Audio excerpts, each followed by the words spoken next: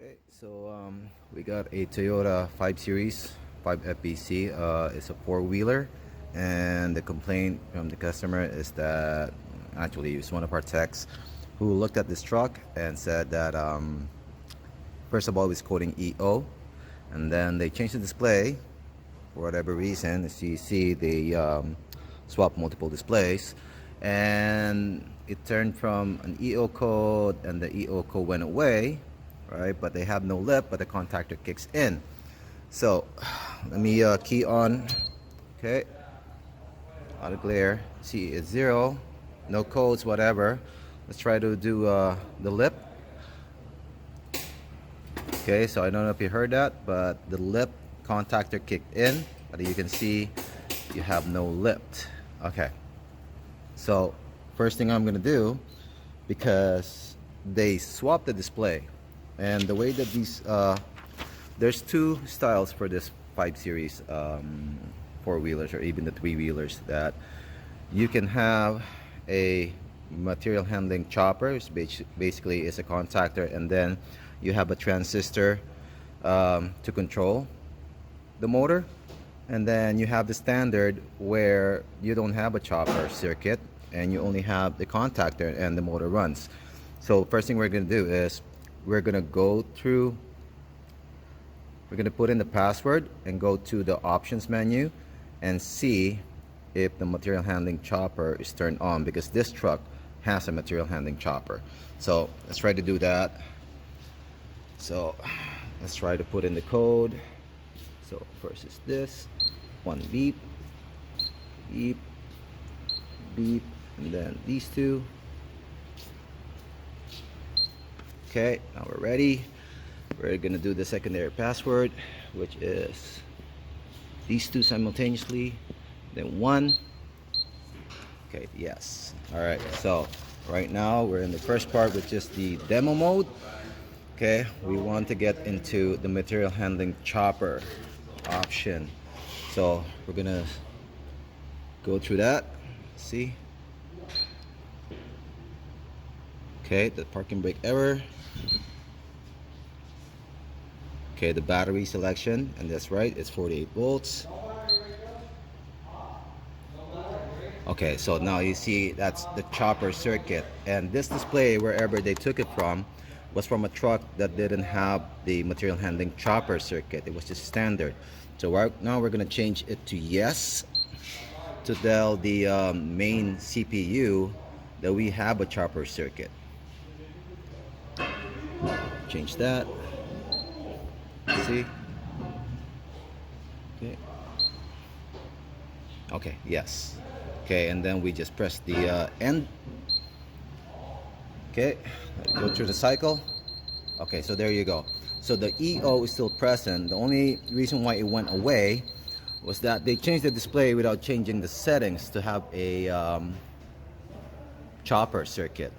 So the computer was not expecting a chopper circuit, so the only thing it was doing was basically engaging the pump contactor, right? But the pump contactor only supplies a positive, and the chopper circuit is supposed to supply the negative. So without the chopper circuit being activated, that pump motor is never going to run. So now what we notice is a key on, it's an EO code right away. Okay, so now we can properly troubleshoot this truck to figure out what is causing the EO code. Okay, so first we look at what the EO means. The E0 code means the main material handling circuit abnormality. So that's the best description that you're going to get from the book. And we see the estimated causes, TMP defect, circuit connection defect, open circuit, a whole bunch of other stuff.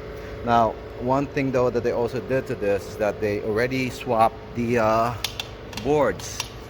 This came from a non-working truck, as far as what they said, and I already said about the display, and I think they also swapped the main PCB, the main board, from a good working truck, and to no effect, it's still having that E0 code.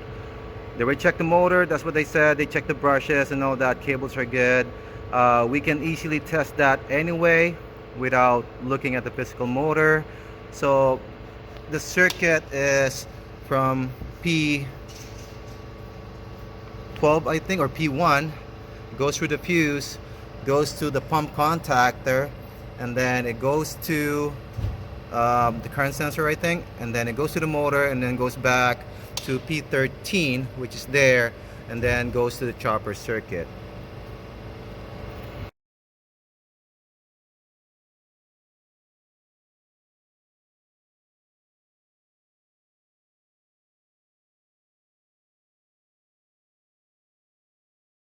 Okay, so now we have the troubleshooting process chart for E0 code. And say the first step is to check this connection at each connect, which I already know they did, and it's all okay. The next part is to inspect the voltage from P13, which is the return from the motor, and the negative voltage, and then the negative supply, or the battery negative.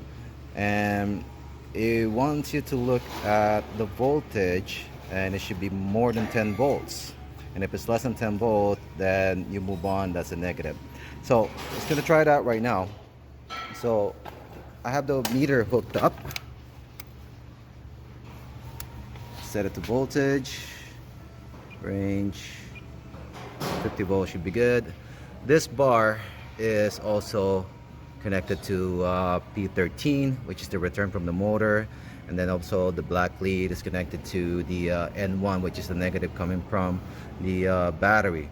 So we're gonna put it here so we can see it while I turn the truck on. Let's put this. Okay, so now I'll try to plug in the battery and see what voltage we get. Okay, battery plugged in, 7 volts, 6.9. Okay, then it slowly drops to 4.4 and it holds there, right? So automatically that's a problem. So the book is saying you should be seeing at least 10 volts or more. We have the diagram. This is your pump motor, and of course it goes through the current sensor right here, and this is the transistor to give the motor the negative. Okay, so coming from the battery, which is right here, and then it's going to go through the fuse F2, right, and then P11, that's the junction. And then from here, of course, when you key on, the pump motor contactor is not going to be on, but you have this line here that goes into your RAP. That's a resistor that would eventually charge the capacitor.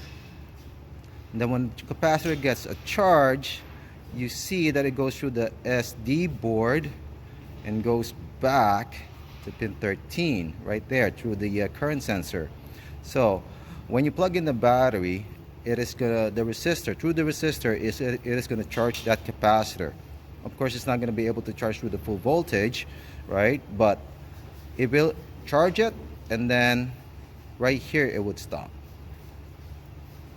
So that is why when you plug in the battery, you see it slowly rise. But the question for me is, when it slowly rose to 7 point something volts, why is it dropping down and then stop at 4.4 volts?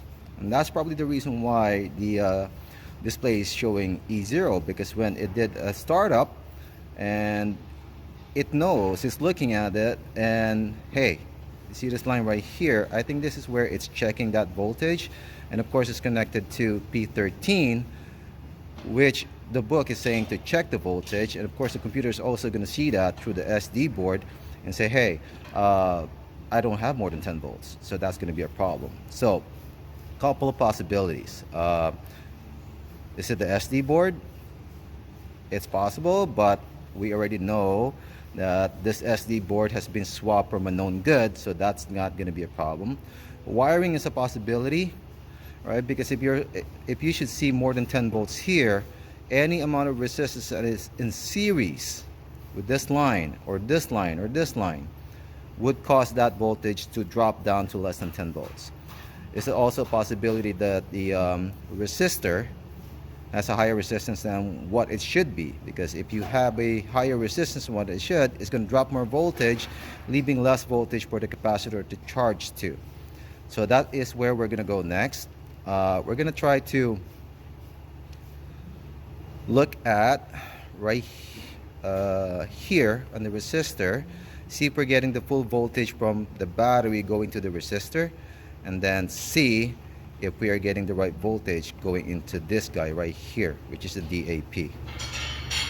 Okay, so now we're hooked up to the resistor for the material handling, and that's going to be the resistor in the back right here. So now we're testing the wire that comes from P11, which is a supply, and right now it's battery voltage. So going into the resistor, we have no problem there, and then going out of the resistor, you see almost the same thing. So that resistor doesn't have excessive resistance, right? So next thing we're gonna do is we're gonna go to that capacitor and see what we find there. Okay, so now I transferred my meter onto that capacitor, which is gonna be right here. From that resistor, it goes to the capacitor, the junction between DAP and the capacitor, and you see it's 50.94 volts. So up to this point, up the capacitor, I don't have a problem. So now we're gonna check on the other side.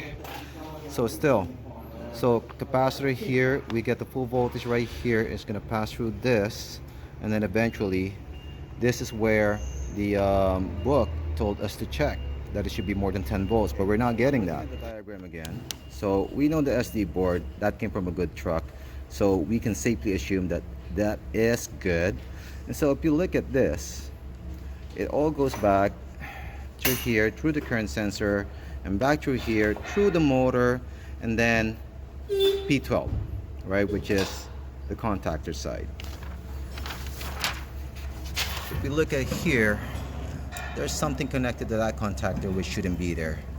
I don't know what this is for, but is it possible that this has a low resistance eating up, or high resistance, or shorting out, that is eating the current from that? First thing we're gonna do is try to take this out. Okay, battery's still plugged in. We see that reading 4.45. Okay, so now I'm gonna try to take this out. Gotta be careful it doesn't touch anything. Okay, let's see what happens when I take this out. Oh, look at that. 20 volts. All right, so I bet you if I key this on now, let me put it back. All right, let me just put this back so we don't have arcing towards that contactor. All right, let me put this back, and I'm pretty sure if I key this on now that it is gonna take away that code, because right now, all right, the initial problem of having less than 10 volts from the book, right, we've surpassed that. We already got 20 volts, and I'm still hooked up to the same bar, which is P13. So let's go to this truck. Let's key on right now. Oh, look at that. E coil went away. Let's try to lift. Okay, you can hear the motor running. It's lifting. All right, so the lesson of this, I guess, is to not hook up any of this wiring. I don't know what it's for. Let me see. Goes down. There, orange wire. It goes right up here. And this is hooked up to what? Wow, Jesus Christ. Is that looped? I think it's looped.